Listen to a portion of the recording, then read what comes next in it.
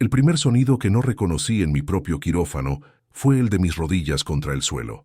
Un golpe seco, sordo, el frío de las baldosas subiendo por mis piernas. Por un instante, no entendí nada.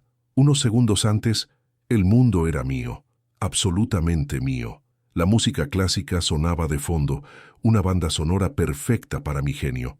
El corazón del paciente latía al ritmo que yo le marcaba, una marioneta de carne en mis manos expertas. Mis manos, te juro que se movían solas, con una precisión que no parecía de este mundo. Suturaba un injerto minúsculo, un trabajo de orfebrería biológica, y sentía esa mezcla de poder y control que era mi droga, mi aire. Yo era el director de una orquesta perfecta de vida o muerte. Y de repente, el vacío. No fue un dolor agudo, no como te lo imaginas en las películas. Fue una implosión, como si una garra invisible me hubiera agarrado el corazón por dentro y lo estrujara sin piedad, queriendo arrancármelo del pecho. El aire desapareció de mis pulmones, de golpe, como si una puerta de acero se hubiera cerrado. El bisturí se me cayó de los dedos, y el tintineo metálico contra el suelo fue el último sonido de mi antiguo universo. Mis manos, esas que salvaban vidas, se fueron directas a mi propio tórax, crispadas, inútiles. Creía que tocaba fondo en ese suelo frío y estéril, pero la verdadera caída, la que de verdad importaba, todavía no había empezado. Escuchaba las voces como si vinieran de debajo del agua, lejanas, distorsionadas. «Doctor, Valbuena, mas Alejandro, responde». Eran mis residentes, mi equipo. Los mismos a los que yo aterraba con mi exigencia, ahora corrían a mi alrededor en un caos que yo mismo había prohibido en mi reino. El pitido constante y rítmico de los monitores, esa música que me arrullaba, se convirtió en una alarma enloquecida, un grito electrónico que anunciaba mi propio desastre. Intenté hablar, dar una orden. Quería decirles qué hacer, dirigir mi propia reanimación. Es absurdo, lo sé, pero mi arrogancia era así de grande. Pero de mi boca no salió nada, solo un ahogo mudo, una lucha desesperada por una bocanada de aire que no llegaba. Me temblaban las manos, el cuerpo entero, sacudido por una fuerza que no podía controlar. Yo, el hombre del control absoluto, era un muñeco roto en el suelo de mi propio escenario. Una parte de mi cerebro, la parte del médico, intentaba analizar los síntomas. Infarto agudo de miocardio, masivo, una oclusión completa. Pero la otra parte, la del hombre, esa solo, sentía una indignación cósmica. Esto no podía estar pasándome a mí no. Yo era el que arreglaba los corazones rotos, no el que sufría por uno. Vi el rostro aterrorizado de mi residente, un chaval al que yo había humillado 1000 veces por dudar. Ahora su pánico era lo último que veía mi mundo.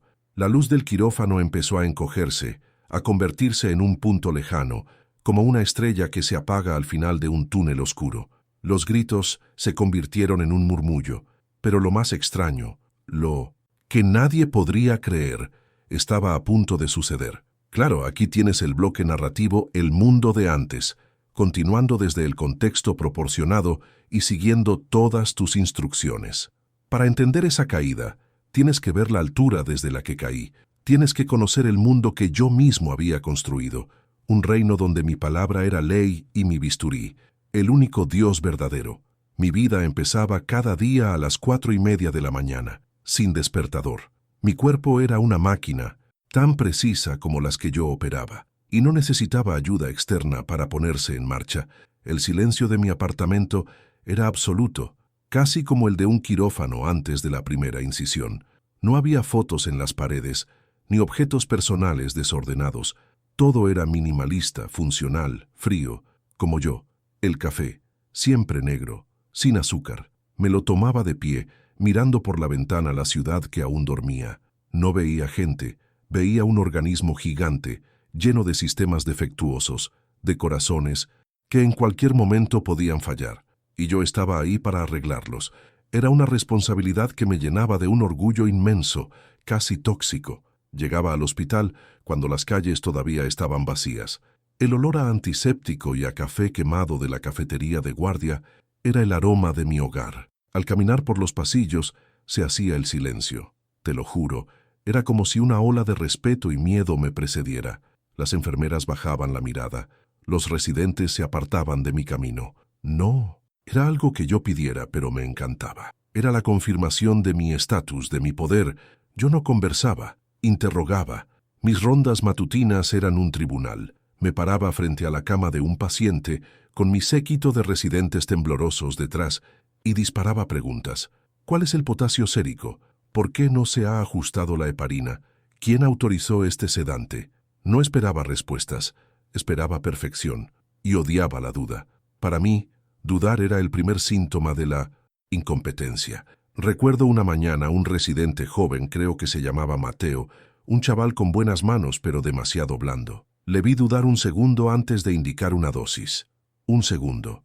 Me acerqué a él, le quité el historial de las manos, y en voz baja pero que todos oyeron le dije, la duda aquí dentro mata más gente que cualquier enfermedad. Si va a dudar, dedíquese a otra cosa. El chaval se quedó blanco. No volví a verle dudar. El miedo es un maestro eficaz, o eso creía yo.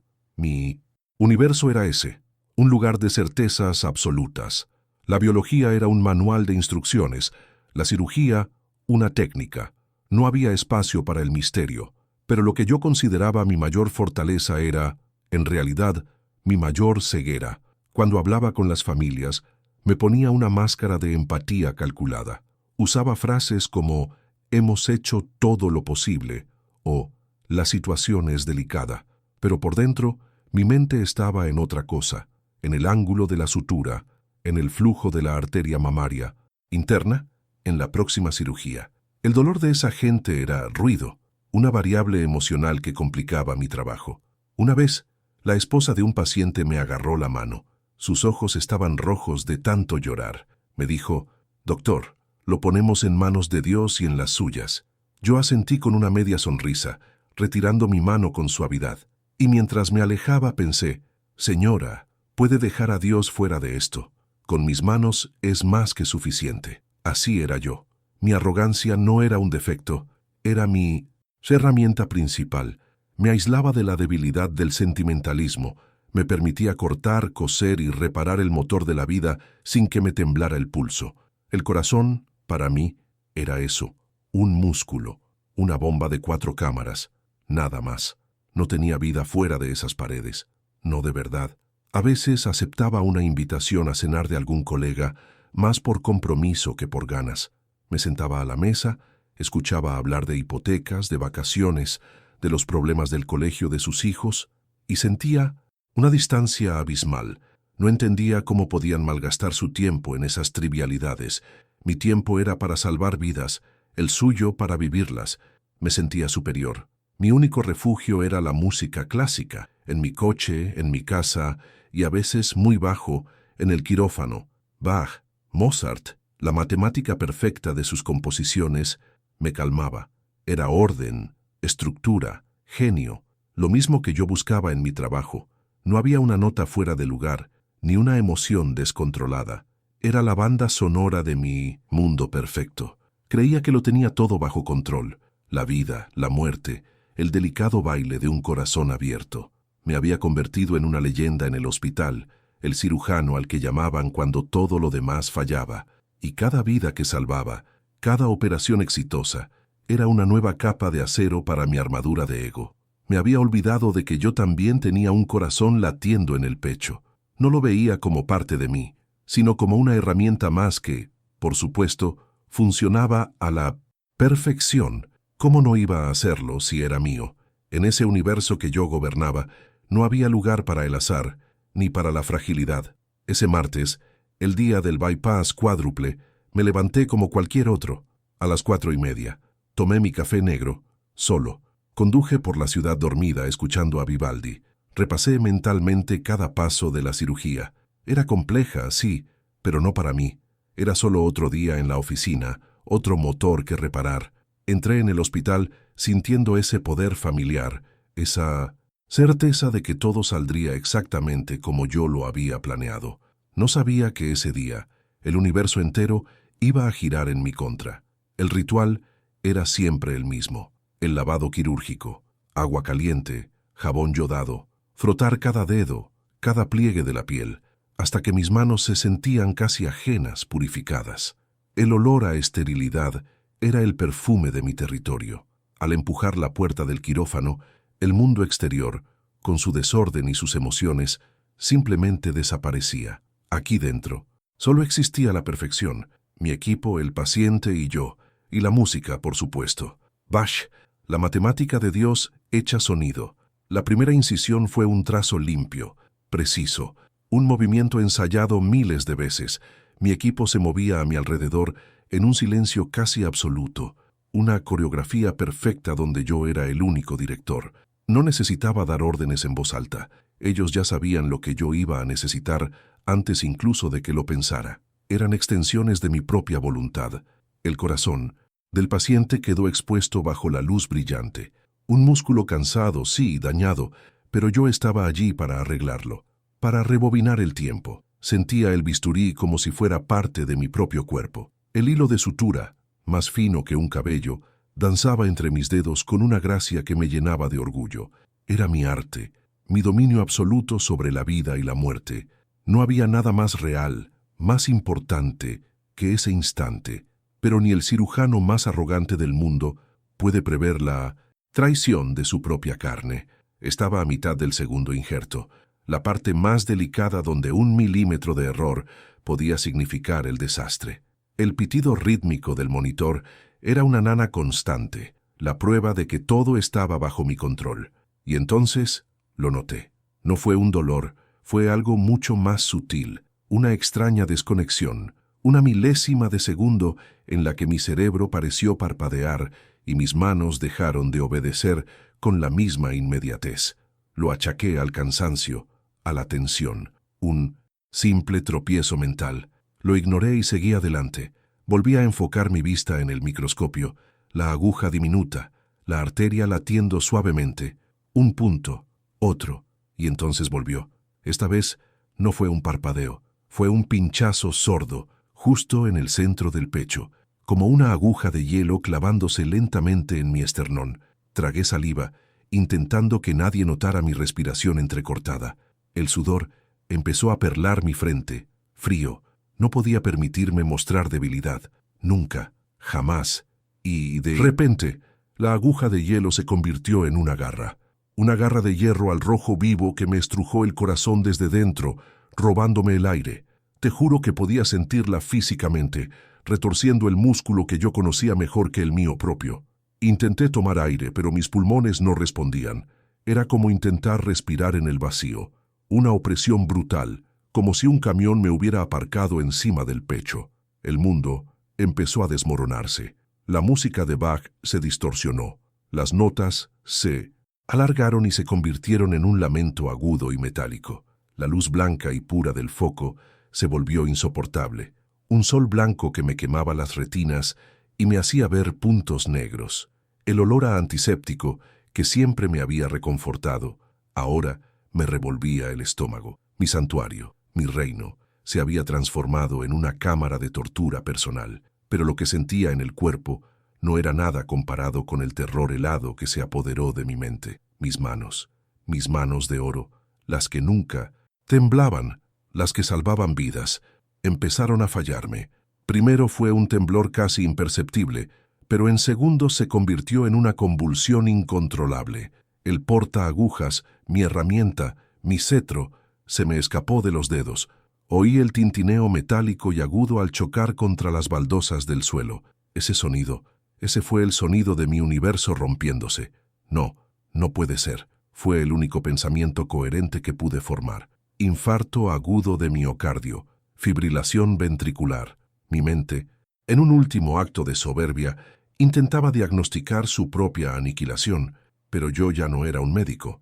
Era solo un trozo de carne asustado, perdiendo la batalla. Levanté la vista del campo quirúrgico y vi el rostro de Javier, mi residente, un chaval al que yo había machacado durante años. Sus ojos, normalmente llenos de respeto y miedo, ahora estaban desorbitados por el pánico, un pánico que era por mí. Me llevé la mano al pecho, un gesto inútil, intentando arrancarme esa cosa que me estaba matando. De mi garganta salió un sonido ahogado, un gemido animal que no reconocí como mío, y entonces mis rodillas cedieron. El suelo del quirófano, Ese suelo que yo siempre había pisado con autoridad se precipitó hacia mí a toda velocidad. El mundo se inclinó sobre su eje. Las luces del techo se convirtieron en un carrusel de fuego que giraba sin control. Escuché gritos a mi alrededor. «¡Doctor! ¡Doctor Balbuena! ¿Qué le pasa?». Sus voces me llegaban amortiguadas, como si vinieran del otro lado de una pared de agua. El impacto contra las baldosas frías fue un shock, la última sensación nítida que recuerdo. Pero la verdadera caída, la que importaba, apenas estaba comenzando. Tumbado en el suelo de mi propio reino, vi un borrón de batas verdes moviéndose frenéticamente, botas pasando a centímetros de mi cara. El pitido rítmico del monitor del paciente se mezclaba ahora con una alarma estridente, irregular, que chillaba mi propio fracaso. Era mi corazón el que estaba en el monitor, el mío. Vi a alguien arrodillarse a mi lado gritando mi nombre. Era Javier. Intenté hablar, darle órdenes, decirle qué hacer para salvarme. Yo sabía exactamente lo que necesitaba, pero de mi boca no salió ni un susurro. Mi cuerpo ya no me pertenecía. La oscuridad empezó a devorar los bordes de mi visión, como tinta negra derramándose lentamente sobre una fotografía brillante. El pánico atroz dio paso a una extraña y terrible calma, a una rendición. Ya no luchaba. No quedaba nada que controlar. La música se había detenido. Las voces se apagaron. Lo último que vi fue el brillo metálico de las palas del desfibrilador que se acercaban a mi pecho. Luego, el vacío, el silencio absoluto. No era negro. El vacío no es negro. El negro es un color, algo que se ve. Aquello era la ausencia de todo, de luz, de sonido, de peso, de mi propio cuerpo. Por un instante que pudo ser una eternidad, yo no era Alejandro Balbuena, ni siquiera era un yo. Era solo conciencia, flotando en 1900, una nada sin forma ni tiempo. No había miedo. ¿Cómo puedes tener miedo si no tienes un cuerpo que te duela o un cerebro que lo procese? Solo existía, y de repente, sin transición, sin un parpadeo, empecé a ver, pero no con los ojos. Era una percepción distinta, total. Estaba arriba, pegado al techo de mi propio quirófano, mirando hacia abajo, y lo veía todo con una claridad que mis ojos jamás me habían dado. Veía el color exacto de la sangre en las gasas, el sudor brillando en la frente de Javier mientras me machacaba el pecho con sus manos. Veía las motas de polvo bailando en los haces de luz de los focos. Vi mi cuerpo, tirado en el suelo como un muñeco roto, la corbata torcida, la bata blanca manchada. Mi rostro, normalmente tan controlado y severo, era una máscara de cera grisácea. Mis labios azules. Era patético. El gran doctor Balbuena, el dios de la cirugía cardiovascular, reducido a un trozo de carne inerte en el suelo. Y la reacción que esperaba, el pánico, el terror a la muerte, simplemente no llegó. Solo sentía una calma inmensa, una curiosidad distante, como si estuviera viendo una película muy bien hecha. Pero lo más extraño todavía no había pasado. Abajo, el caos era absoluto. Escuchaba sus voces, pero no con los oídos. Las entendía. «¡Carga a 200!», gritaba mi anestesista. «No tenemos pulso. Vamos, Ale, vamos», suplicaba Javier con lágrimas en los ojos. Pobre chaval. Yo le había hecho la vida imposible, y ahora él estaba luchando por la mía con una desesperación que me conmovió desde esa distancia imposible. Por primera vez vi su lealtad, no su miedo, y me sentí avergonzado. Fue entonces cuando lo sentí. No fue un sonido, ni una luz. Fue un cambio en la atmósfera, como si el aire mismo se hubiera vuelto denso, pero no de una forma opresiva. Era una densidad cálida, amorosa, una presencia que lo llenaba todo. No estaba a mi lado, ni delante, ni detrás. Estaba en todas partes. Estaba dentro de mí. Te juro que es imposible de describir. Era como volver a casa después de un viaje de 1000 años, como sentir el sol en la cara por primera vez. En ese silencio perfecto, una voz habló, pero no sonó. Fue un pensamiento, una idea pura que floreció en mi conciencia sin necesidad de palabras. Mira, mi atención, que hasta entonces había estado dividida entre mi cuerpo y el extraño sentimiento de paz, se desvió. Se centró en la mesa de operaciones, en el hombre al que yo estaba operando, en su pecho abierto, pero ya no vi lo que esperaba. Ver, No vi las pinzas, los separadores, el tejido sangrante. No vi la bomba de carne que yo conocía tan bien. Lo que vi me robó el aliento que no tenía. El corazón de ese hombre no era un músculo, era una esfera de luz, una luz blanca y dorada, increíblemente brillante, que latía con una energía que no era eléctrica ni biológica, era vida pura. Dentro de esa esfera, como en una galaxia en miniatura, giraban imágenes, sentimientos, recuerdos. Vi el rostro de su esposa cuando la conoció. Sentí el orgullo que le inundó cuando nació su primer hijo, el dolor agudo de perder a sus padres, la risa de sus nietos jugando en el jardín. Todo estaba ahí, su vida entera, sus amores, sus miedos, sus esperanzas más secretas. Era la cosa más compleja, hermosa y sagrada que había visto jamás. Mi ciencia, mis años de estudio, mis diagramas anatómicos, eran un chiste, un dibujo infantil intentando representar el universo. Yo solo había estado arañando la superficie, y mientras yo estaba paralizado por esa revelación, la voz volvió a hablar dentro de mí. Su tono no era de juicio, sino de una infinita y paciente compasión. Tú arreglas las bombas de carne, Alejandro. Cada palabra resonó como una verdad fundamental, una ley de la física que yo había ignorado toda mi vida. La simpleza de esa frase me desarmó. Sí, eso era yo, un mecánico de bombas de carne, un técnico brillante, quizá el mejor, pero nada más. Pero yo restauro las almas. Sentí como mi arrogancia, esa armadura que había construido durante décadas, se hacía añicos, se desmoronaba en 1.000.000 de pedazos de polvo. Todo mi mundo, mis certezas, mi ego del tamaño de un hospital, todo se vino abajo en ese instante. El control que yo creía tener era una ilusión, mi poder era una fantasía. La voz continuó, con una suavidad que me atravesó más que cualquier bisturí. Tu arrogancia te ha enfermado el corazón, te ha desconectado de esto. Y al decir esto, sentí de nuevo la inmensidad de esa luz, la conexión de todo con todo. Pero mi misericordia puede sanarte. Me sentí como un niño ignorante y soberbio que había estado jugando con las herramientas de su padre sin entender nada. Lloré. No sé cómo se puede llorar sin tener ojos, pero lo hice. Lloré por mi ceguera, por mi soledad autoimpuesta, por todas las almas que habían pasado por mis manos y de las que yo solo había visto la avería mecánica. No sé cuánto tiempo estuve en ese estado de lucidez absoluta. El tiempo no existía allí, pero sentí un tirón, una fuerza que me arrastraba hacia abajo, lejos de la paz, lejos de la luz. Abajo, Javier gritaba, ¡despejen! Vi el brillo metálico de las palas del desfibrilador sobre mi pecho y supe que tenía que volver. El golpe fue como nacer y morir al mismo tiempo. Un latigazo eléctrico que me arrancó de esa paz infinita y me estrelló contra la realidad más brutal que había conocido. Un grito que no salió de mi garganta, sino del fondo de mi pecho, un espasmo de todos mis músculos a la vez.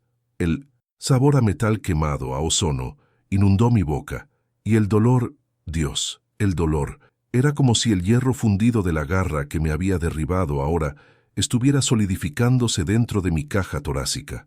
Abrí los ojos y la luz blanca del quirófano me apuñaló las retinas. Ya no era una visión cenital y serena, era un infierno de focos, de caras sudorosas y tensas que se asomaban sobre mí. El pitido rítmico de los monitores ya no era una banda sonora de control, era el metrónomo de mi propia fragilidad. Escuchaba voces, pero sonaban lejanas, como si vinieran del otro lado de un túnel de agua. Lo tenemos. Ritmo sinusal. Preparen el traslado a la UCI y ya. Eran mis órdenes, mis protocolos. Pero ahora yo era el paquete que había que trasladar. El viaje en la camilla fue una pesadilla borrosa. Techos, luces de neón pasando a toda velocidad, el traqueteo de las ruedas sobre las baldosas. Cada pequeño bache era una nueva puñalada en el pecho. Me sentía como una de esas bombas de carne que yo solía reparar, una pieza averiada en la cadena de montaje del hospital. La ironía era tan amarga que casi me ahoga. El gran doctor Balbuena, reducido a un trozo de carne con un electrocardiograma inestable. Pero el verdadero shock no fue el dolor físico, ni siquiera la humillación, fue el silencio que había quedado dentro de mí después de que esa voz se apagara. Desperté horas, o quizás días después, en una habitación de la unidad de cuidados intensivos. El mundo se había reducido al pitido de mis propias constantes vitales, al goteo de la vía intravenosa en mi brazo y al zumbido del respirador que me ayudaba a no olvidarme de cómo se hacía. Tenía tubos saliéndome de sitios que prefería no pensar. Estaba inmovilizado, expuesto, vulnerable. Todo el control que había definido mi existencia se había evaporado. Javier, mi residente jefe, el chaval al que yo había formado con una dureza casi cruel, entró en la habitación. Su rostro era una mezcla de alivio y un respeto temeroso que nunca antes le había visto. Se acercó a mi cama, revisó los monitores con un gesto profesional que yo mismo le había enseñado, pero cuando sus ojos se encontraron con los míos, vi algo más. Vi al hombre que me había salvado la vida. Doctor Balbuena, Alejandro, se corrigió con la voz un poco temblorosa. Nos dio un susto de muerte. Yo solo pude asentir levemente. Intenté hablar, pero de mi garganta solo salió un carraspeo seco. Él me acercó un vaso de agua con una pajita, con un cuidado casi paternal. Mientras bebía me di cuenta de que nuestros papeles se habían invertido por completo. Él era el guardián y yo el protegido, y por primera vez no sentí rabia ni resentimiento. Sentí gratitud, pero la prueba más difícil no estaba en los monitores, sino en el espejo de mi propia conciencia. Mi hermana Elena vino a verme al día siguiente. Ella era todo lo que yo no era: cálida, emocional, conectada con el mundo más allá de las paredes de un hospital. Se sentó a mi lado, me tomó la mano, una mano llena de vías y sensores, y sus ojos se llenaron de lágrimas. No dijo nada sobre mi trabajo, ni sobre mis horas interminables, ni sobre mi arrogancia. Solo me miró. Tus ojos, susurró, están diferentes. Y yo supe a qué se refería. La dureza, el brillo metálico de la soberbia se había ido. En su lugar había una grieta, una ventana a través de la cual se asomaba todo el terror y el asombro que había experimentado. Elena no necesitaba saber los detalles. Ella sintió el cambio. Sintió que el hermano que había perdido hacía años entre congresos y cirugías, de alguna manera, había empezado a volver. Los días se convirtieron en una rutina lenta y dolorosa. Pruebas, análisis, visitas de colegas que me hablaban en un tono condescendiente, intentando simplificar mi propio diagnóstico como si de repente hubiera perdido la capacidad de entenderlo. Yo los escuchaba y asentía. Dejaba que el médico en mí analizara los datos. Infarto agudo de miocardio, masivo. Una obstrucción del 99% en la arteria descendente anterior. La llaman la viuda. Tuve suerte, decían. Una suerte increíble. Pero yo sabía que no había sido suerte. Y sin embargo, lo que me rompía por dentro todavía no se lo había contado a nadie. Por las noches, cuando el hospital se calmaba y solo quedaba el resplandor de los monitores, mi mente científica luchaba una batalla campal contra mi memoria. Hipoxia cerebral, me decía una parte de mí. Una alucinación provocada por la falta de oxígeno en el cerebro. Una liberación masiva de endorfinas y DMT. Hay explicaciones lógicas para todo. Lo he leído en docenas de artículos, pero ninguna explicación científica podía dar cuenta de la claridad de esa voz.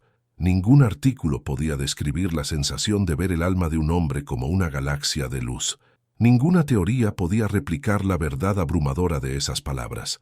Tú arreglas las bombas de carne, pero yo restauro las almas. Era una verdad que no había aprendido, sino que había reconocido, como si siempre hubiera estado ahí y yo simplemente hubiera sido demasiado ciego para verla.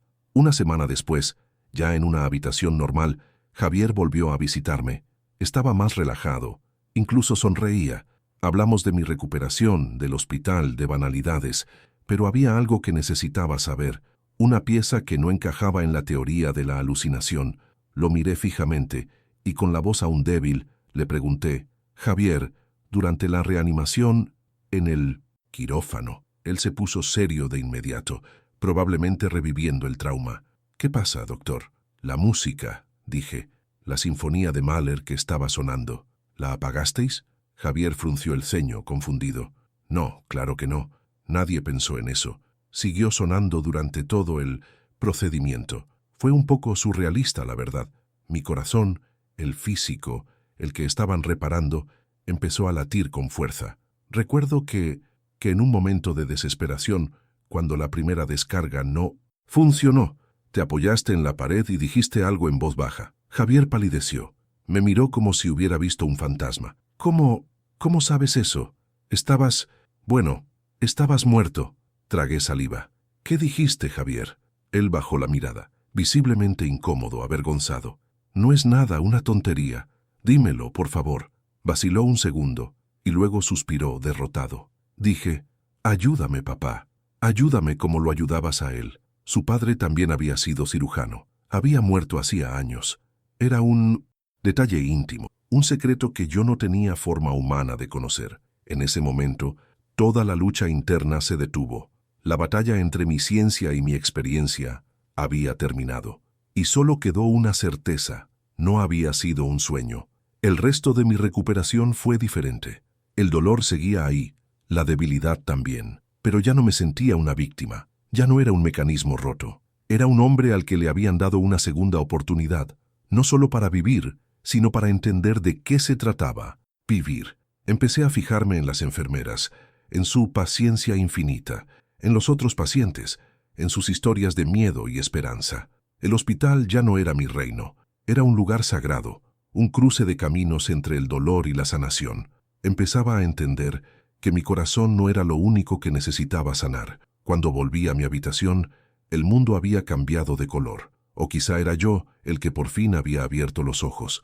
El blanco del hospital, que antes me parecía el color de la pureza y el control, ahora tenía una calidez que nunca había notado. La luz que entraba por la ventana no era solo un haz de fotones. Te juro que era una caricia. Cada pequeña cosa se sentía nueva. El sabor del caldo de pollo, que antes habría despreciado, era un festín. El sonido de las ruedas de un carrito por el pasillo ya no era ruido. Era la prueba de que la vida seguía moviéndose a mi alrededor. Empecé a observar. De verdad, vi a la enfermera, una mujer llamada Elena, que me cambiaba las vías.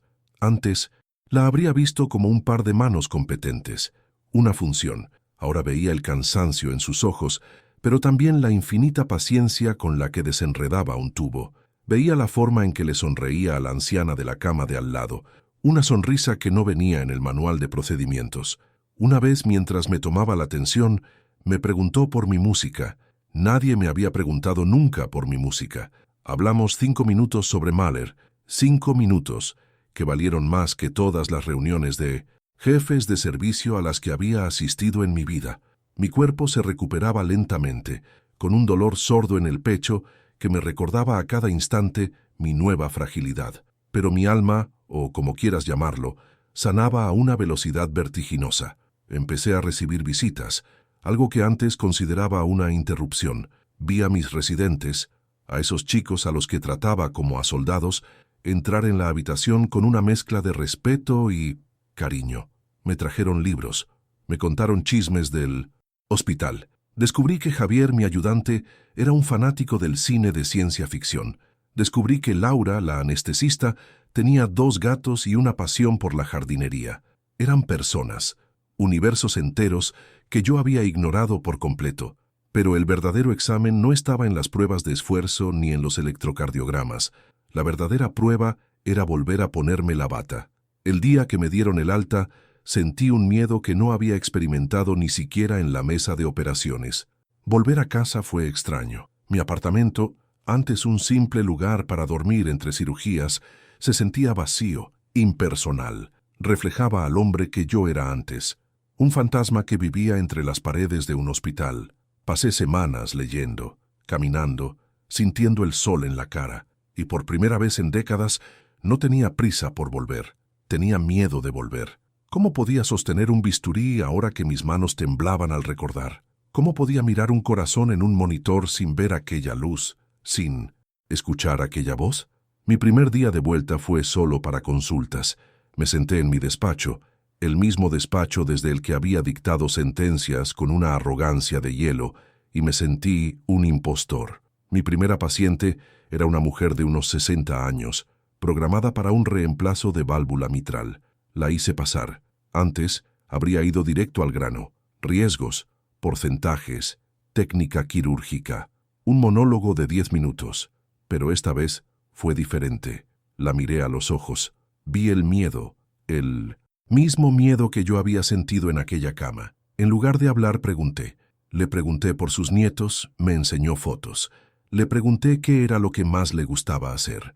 Me habló de su jardín. Hablamos casi media hora y apenas mencioné la cirugía. Cuando finalmente lo hice, no le hablé como un dios de la medicina. Le hablé como un hombre que también había estado asustado, como alguien que entendía lo que era poner tu vida en manos de otro.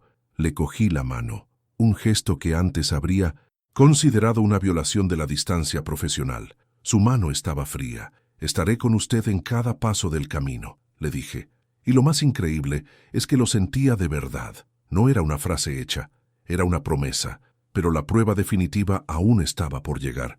Mi primera cirugía. Entrar de nuevo en el quirófano fue como volver al lugar de un accidente. El olor a antiséptico, la luz blanca, el pitido de los monitores, todo me devolvía a aquel instante. Mi equipo me miraba. Podía sentir su expectación. El antiguo doctor Balbuena habría ladrado órdenes, habría impuesto su autoridad para enmascarar cualquier duda. Yo, en cambio, respiré hondo. Miré a cada uno de ellos. Gracias por estar aquí, dije. Un silencio desconcertado recorrió la sala. Javier, a mi lado, asintió con una pequeña sonrisa. Sabía que no era el mismo hombre el que estaba a punto de operar. Cuando tuve el corazón de mi paciente en mis manos, todo se detuvo. La música clásica sonaba de fondo, como siempre. Pero esta vez yo no la oía como un acompañamiento para mi genialidad. La oía como una oración. El corazón que sostenía ya no era una bomba de carne, era un tesoro. Podía sentir, no sé cómo explicarlo, el peso de la vida que contenía, el amor por sus nietos, el olor de su jardín, sus miedos y sus esperanzas. Trabajé en silencio, con una concentración que no nacía del ego, sino del respeto más profundo. Mis manos no temblaron. Se movían con una seguridad nueva, una seguridad que no venía de creerme el mejor, sino de sentirme parte de algo más grande. Ya no era el protagonista, era un instrumento. No sé si fue la mejor cirugía de mi carrera desde el punto de vista técnico, probablemente no, pero sé que fue la más importante, porque en ese quirófano, el que de verdad estaba siendo sanado era yo.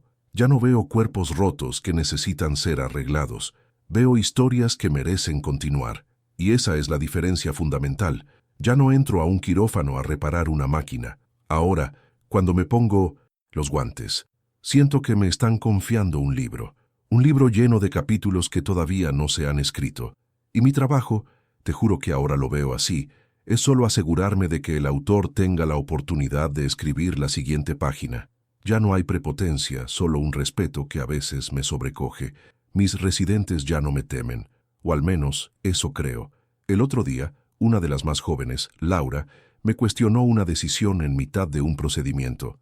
En el pasado, la habría fulminado con la mirada. La habría humillado delante de todos para reafirmar mi control, pero esta vez la escuché. Tenía una buena razón, un ángulo que yo no había considerado, y cambié el plan. Delante de todos, le dije, tienes razón, harémoslo a tu manera.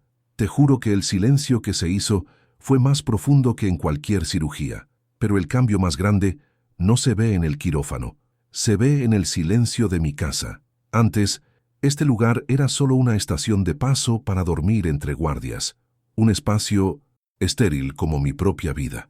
Ahora me siento en el sofá y escucho el latido de mi propio corazón, ese traidor que me salvó la vida al pararse. A veces, por la noche, me toco la cicatriz del pecho. Es un relieve áspero bajo mis dedos, no es un recordatorio de mi debilidad, como habría pensado el antiguo Alejandro. Es el mapa de mi regreso, es la prueba física de que estuve al otro lado y volví. No intento darle un nombre a lo que vi o a lo que escuché. Sería como intentar meter el océano en un vaso de agua. Llamarlo Dios, energía, conciencia, son solo palabras, etiquetas que le ponemos a lo inmenso para que nos dé menos miedo. Lo que sí sé es que mi arrogancia me había dejado sordo y ciego. Creía que entendía el corazón porque sabía cómo cortar y coser sus arterias. ¡Qué iluso! Era como un mecánico que cree entender el amor porque sabe cómo funciona un motor. Y aunque muchos días sigo sin entenderlo del todo, hay una certeza que me acompaña siempre. Ahora, antes de cada operación, ya no repaso mentalmente solo los pasos técnicos. Bueno, sí, también hago eso, sigo siendo cirujano, pero lo primero que hago es quedarme un segundo en silencio, con los ojos cerrados. Y no pido tener éxito, no pido que mis manos sean perfectas, pido ser digno del tesoro que voy a sostener. Mi vida ya no es una carrera por ser el mejor, se ha convertido en un acto de servicio, un servicio a esas historias que merecen continuar. A veces, en la sala de espera, veo el miedo en los ojos de una familia y ya no siento la necesidad de mostrarles mi autoridad, sino mi humanidad, porque yo también he estado en el otro lado de esa puerta.